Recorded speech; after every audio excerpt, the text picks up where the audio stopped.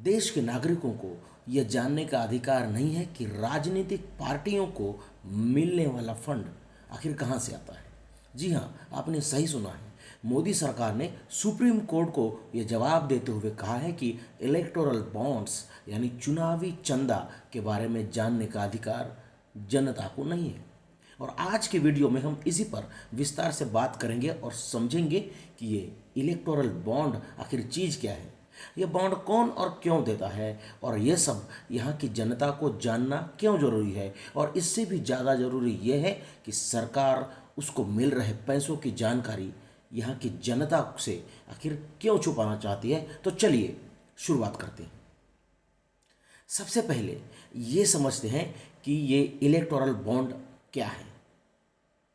Electoral bond कागज का एक ऐसा टुकड़ा होता है जो कोई भी व्यक्ति बैंक में जाकर लेता है और फिर वो किसी राजनीतिक पार्टी को दे देता है, और फिर वो राजनीतिक पार्टी उसी कागज के टुकड़े को लेकर, उसी कागज को लेकर बैंक जाती है और उसमें लिखे हुए पैसों को निकाल लेती है, विड्रॉ कर लेती है। सीधे शब्दों में कहा जाए तो इलेक्टोरल बॉन्ड एक ऐसी करेंसी है जिसे सिर्फ राजनीतिक पार्टियां ही इस्तेमाल कर सकती हैं। इलेक्टोरल बॉन्ड 10 लाख से लेकर 1 करोड़ तक दिया जाता है।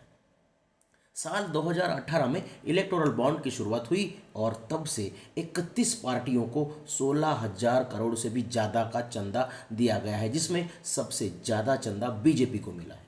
यह बात सिर्फ बीजेपी की नहीं है, क्योंकि उसके अलावा भी दूसरी 30 पार्टियां हैं जिन्होंने इलेक्टोरल बॉन्ड से पैसे लिए। अब जरा ये समझते हैं कि राजनीतिक पार्टियों को ये बॉन्ड आखिर कौन देता है और क्यों देता है। कोई बड़े दिल वाला उदार व्यक्ति बिना किसी चीज की अपेक्षा किए किसी राजनीतिक पार्टी को सिर्फ इसीलिए पैसे देता होगा क्योंकि वो पार्टी के निशान को पसंद करता है या उसे पार्टी के किसी नेता को वो पसंद करता है।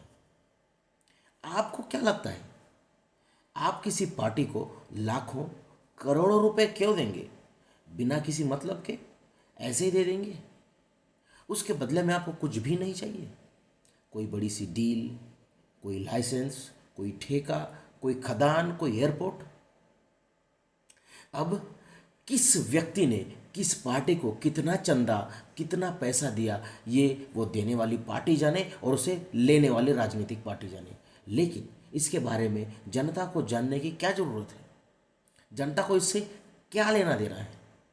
जनता को इससे लेना देना है क्योंकि हम इस देश के नागरिक हैं।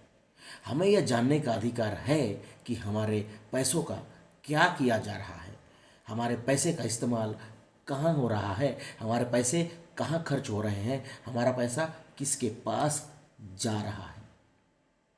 सरकार इलेक्टोरल बॉन्ड की जानकारी जनता को क्यों नहीं देना चाहती? क्या यह पैसा उन्हें पाकिस्तान से मिलता है? क्या यह पैसा उन्हें चीन से मिलता है या किसी आतंकवादी संगठन से मिलता है? क्या यह कोई काला धन है जिसकी जानकारी वो सरकार जनता को नहीं देना चाहती? क्या चुनावी चंदा राष्ट्रीय सुरक्षा का मामला है जिसकी जानकारी सरकार यहाँ की जनता को नहीं देना चाहती? आखिर ये मामला है क्या?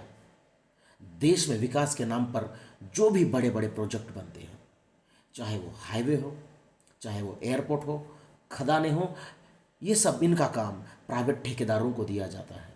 सीधे शब्दों में कहें तो जिन्होंने सरकार को चंदा दिया है उन्हीं को ये ठेके दिए जाते हैं।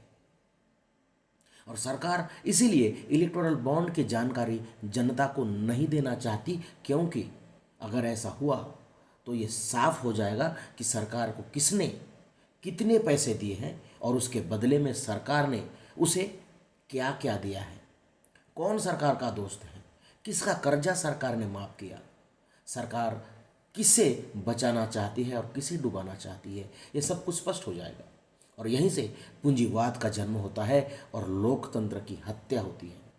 मोदी जी लोकतंत्र पर भाषण तो बड़े बड़े देते हैं, लेकिन इलेक्टोरल बॉन्ड पर उनकी सरकार ने जो जवाब दिया है उससे ये स्पष्ट होता है कि मोदी जी और उनकी सरकार लोकतंत्र का कितना पालन करती है। हमारी ईमानदार सरकार की ईमानदारी को आप जरा देखिए। जनता की कमाई की जानकारी लेने और उस पर टैक्स वसूलने का अधिकार सरकार को है, लेकिन उसे मिलने वाले पैसे की जानकारी जनता को देने का अधिकार नहीं है।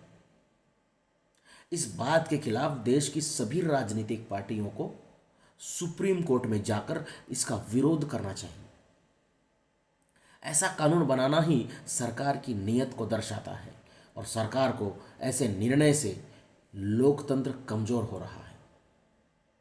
अगर आप मेरी बातों से सहमत हैं तो इस वीडियो को ज़्यादा से ज़्यादा लोगों तक शेयर करें, ज़्यादा से ज़्यादा लोगों तक पहुंचाएं ताकि इसकी जानकारी आम जनता को हो सके। देश और समाज से जुड़े ऐसे ही वीडियोस देखने के लिए, देखते रहने के लिए आप अभी द केडी शो को सब्सक्राइब कर लीजिए। ये वीडियो देखने के लिए आपका धन्यवाद।